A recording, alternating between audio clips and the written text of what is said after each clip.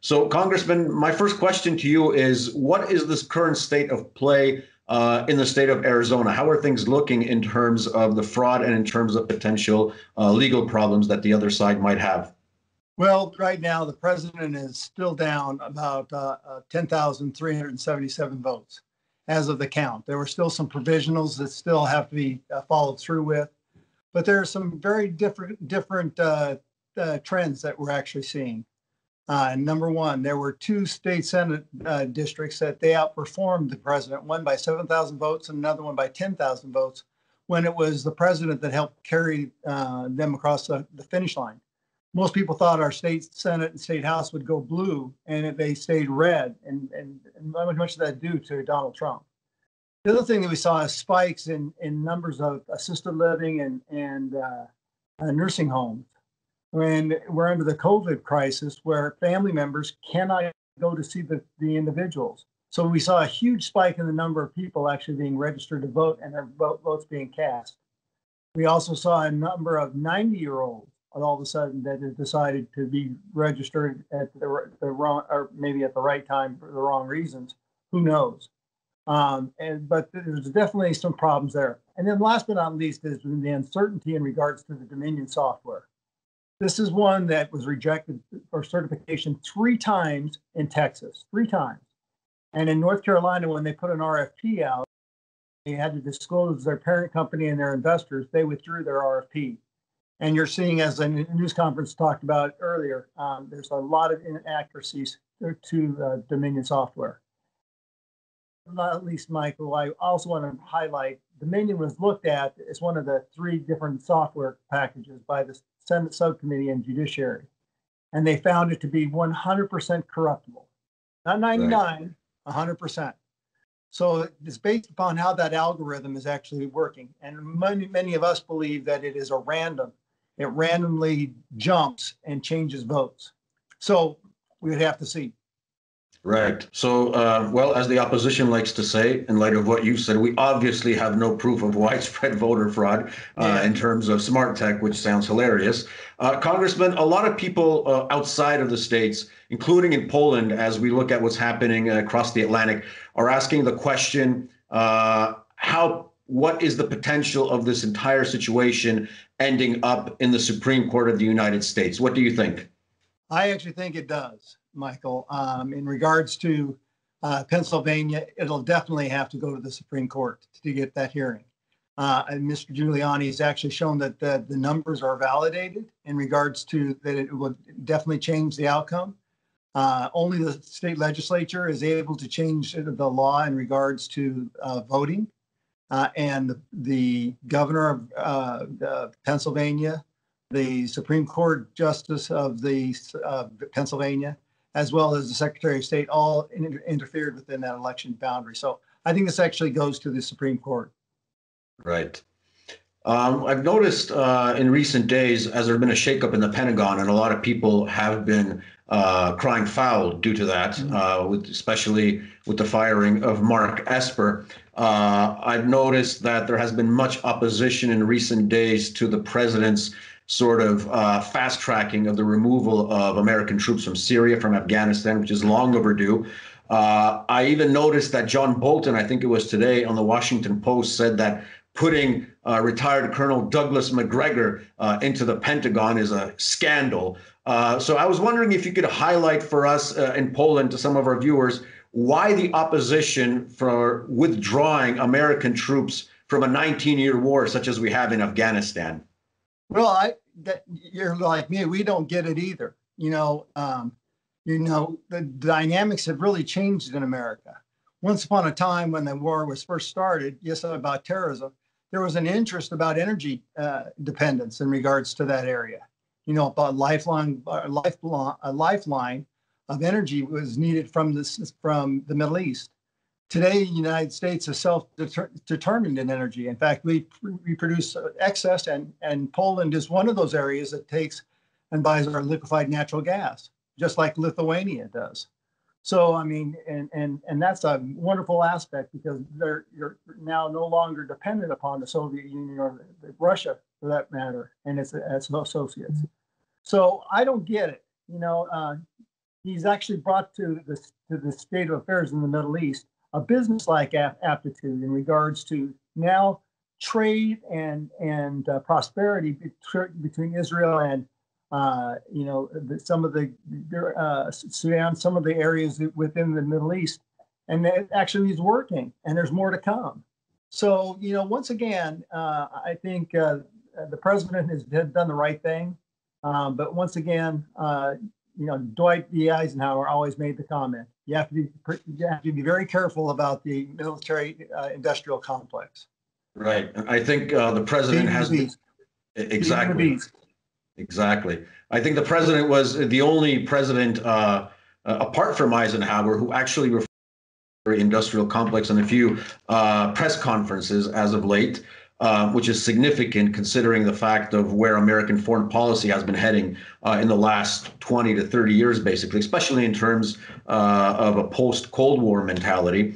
So once we're on the world stage, I want to ask you, what do you make of the fact that so many of America's so-called allies have been very quick to congratulate Joe Biden, so-called President-elect Joe Biden, on his election? I've noticed that I think it was the president of Mexico and actually Vladimir Putin who said, we're not congratulating anybody yet. We want to see what happens after the electoral college gathers. So what do you make of this quick rush, basically, to congratulate Biden on the part of so many world leaders who are ostensibly American allies? Well, I mean, they want to go to the posh, pre-existing, pre-Trump ordination of status quo.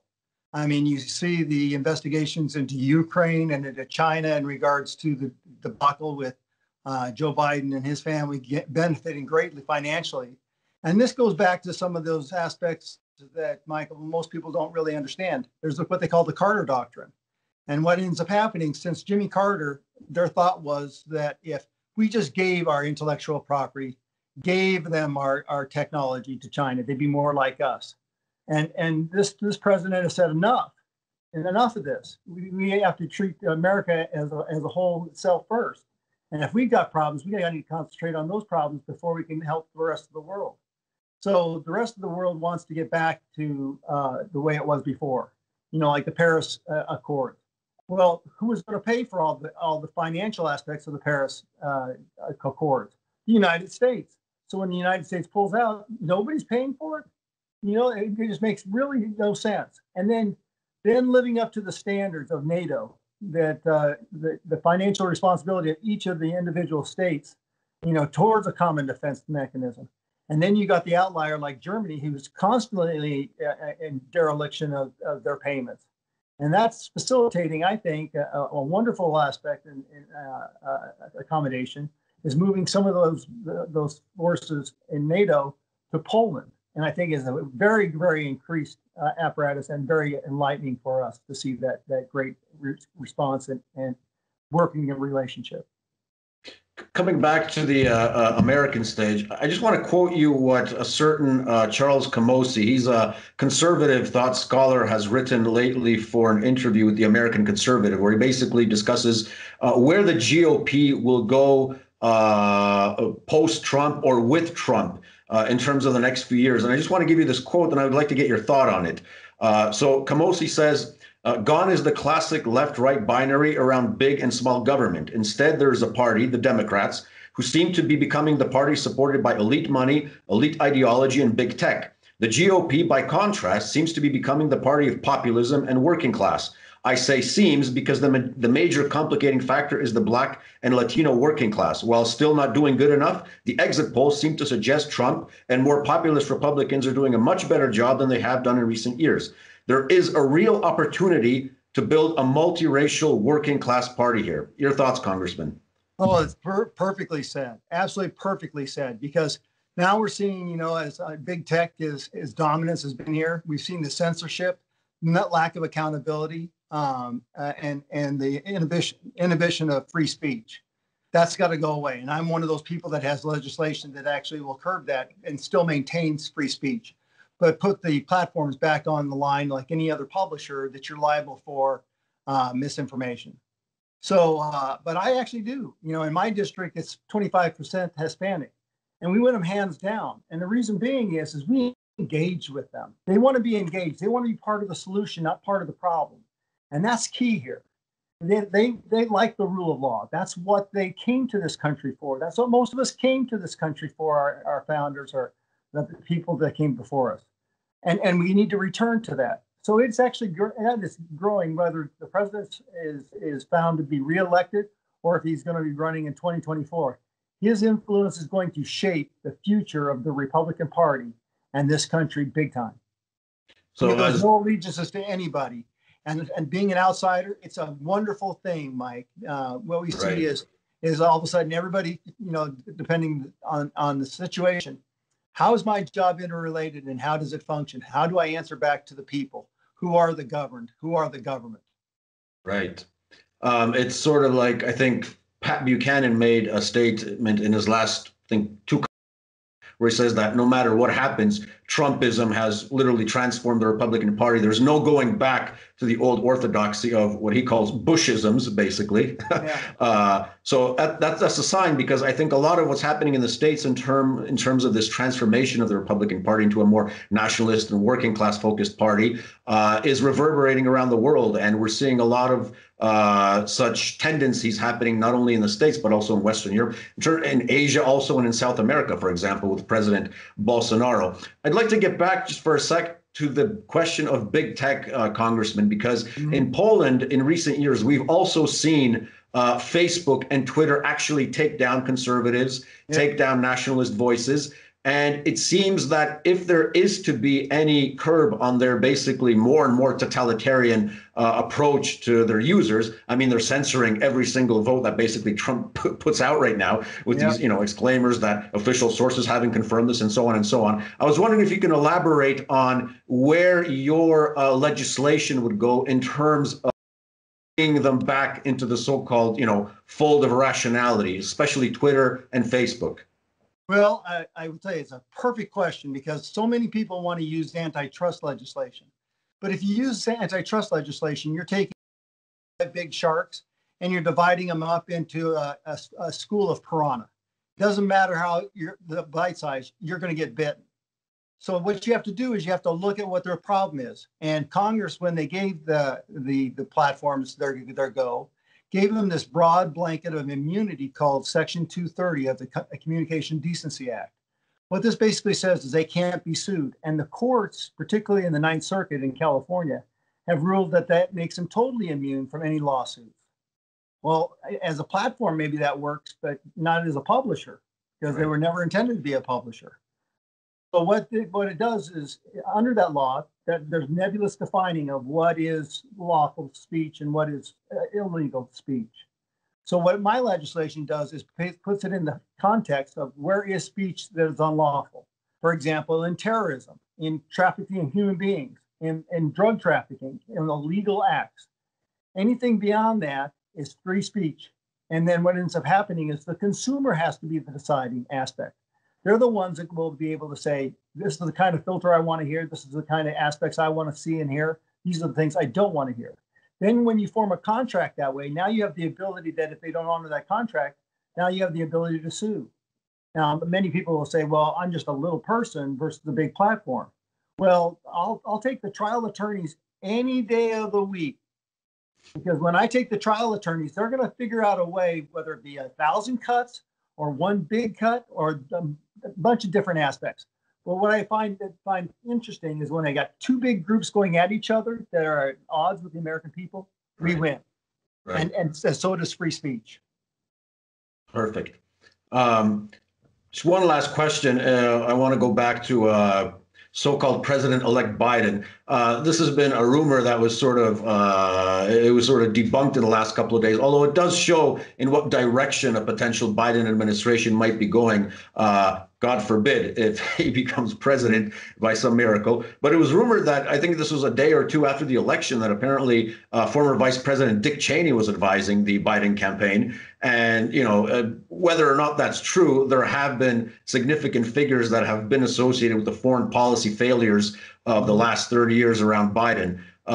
So hypothetically, what can we expect in terms of foreign policy from a Biden administration? If we're hearing, for example, that Cheney might have had something to do with advising him for some time.